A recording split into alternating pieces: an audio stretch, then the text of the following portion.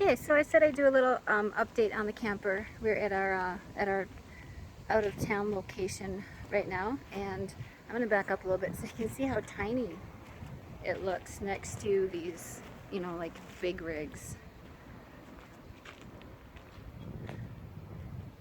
It looks really tiny from the outside, but I don't know, it feels spacious to me on the inside.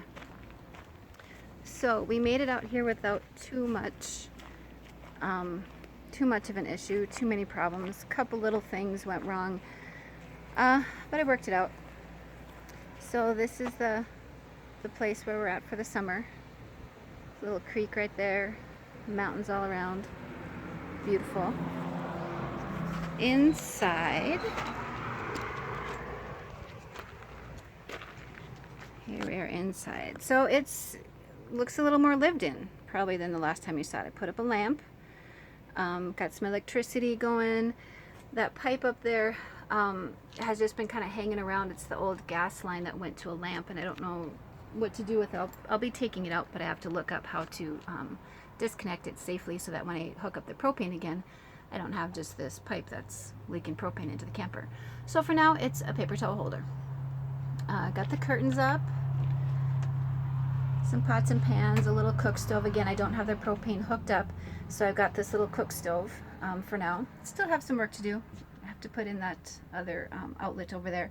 When I get some cabinets in, then I'll be able to finish the outlets and have a little bit more storage. So this is the couch bed area. This is the area over here. It's just storage right now where the little bathroom is going to go.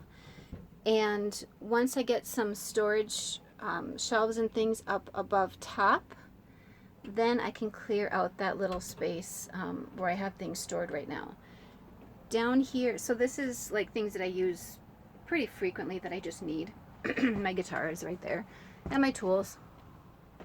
Underneath here, there's food storage in that black bin, and then I have clothes, and then some extra blankets and things down here.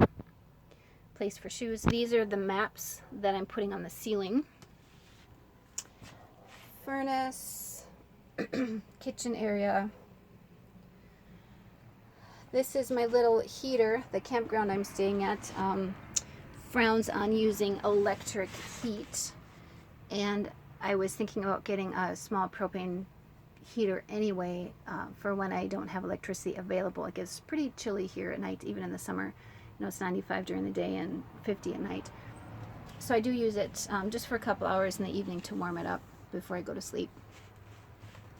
The refrigerator, right now I just have the cooler inside of the refrigerator because it was leaking and it didn't really keep the food that cold when I tried it out. So I will be actually taking out this whole refrigerator piece and just putting my cooler in there.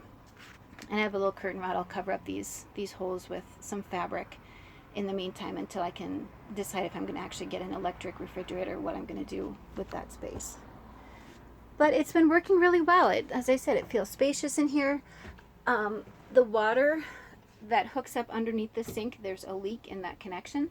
So I'm not hooked up to the water here at the campground. So I have this, it's a 2.5 gallon, canister. I fill that up once a day, and that's enough for drinking and cooking and cleaning up and washing dishes and that sort of thing. Underneath, the drain goes directly outside to a storage container that I have. So every day I get fresh water, and every other day I empty out the gray water canister. And once you are in a position to have this not easily accessible water, I mean, it's not that hard, there's just a pump right outside, but it's still work, it's still planning. You're a lot more careful about how you use water. If I had running water, I'm sure I would use at least twice as much, probably more, just in washing dishes and cleaning and letting the water heat up and that sort of thing. When I want to heat the water, I just put in that little pot. It takes like not even a minute to boil water on that little cook stove. And so I use very small amount of water for cleaning, and most of it is for drinking. But that's the kind of thing you don't really think about when you can just turn on the tap and get as much water as you want. So let's go around the back here.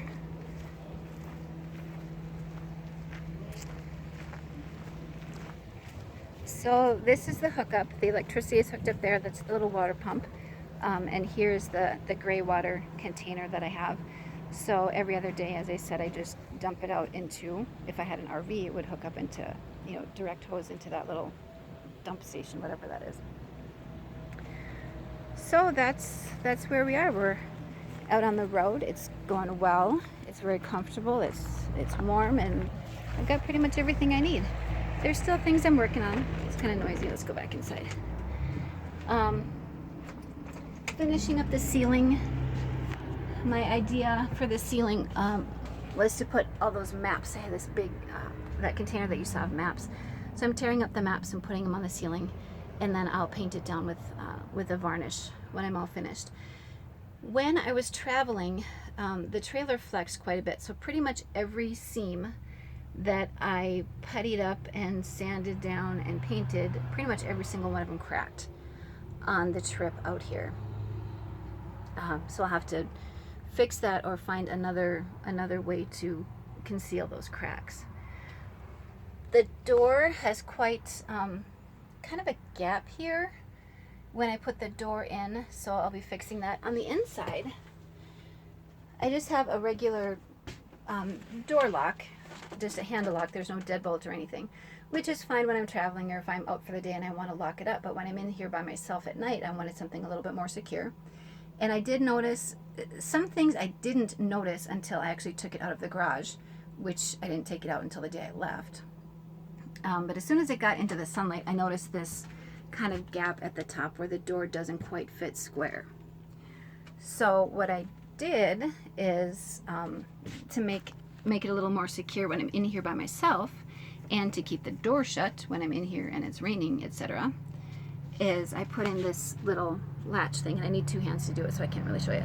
But I pull this tight, and then I slide that lock. Maybe I can do it with one hand. Yeah, there we go. So that keeps the door secure and keeps it closed tighter. The curtains I've just put up with safety pins for now. I need to sew those up. And again, the electrical stuff, molding along the edges. Oh, the other thing that happened is the ceiling started to kind of bow in the middle. And part of that happened during transport. The staples just started popping off. And what I kind of came to mind is that when I redid the insulation that was in there was basically like quilt batting. It was like 1 inch thick, and the stuff I put in was the smallest I could find, which was about 4 inches. So it's a bit thicker, and it was pushing down on the plywood. So to fix that, what I've done is the staples just weren't big enough to hold it up there. So I put in screws. There we go. So I put in screws to keep the ceiling panels up, and we'll see how that holds out. I think that's going to work a lot better. So that's where we are for now. I've got pretty much everything I need. I've got electricity, I've got water, I've got heat. Yeah, so I've been spending the past few weeks kind of traveling back and forth, leaving the camper here and getting some work done. One of the things I did realize as I was traveling is that my vehicle is not really big enough to tow this.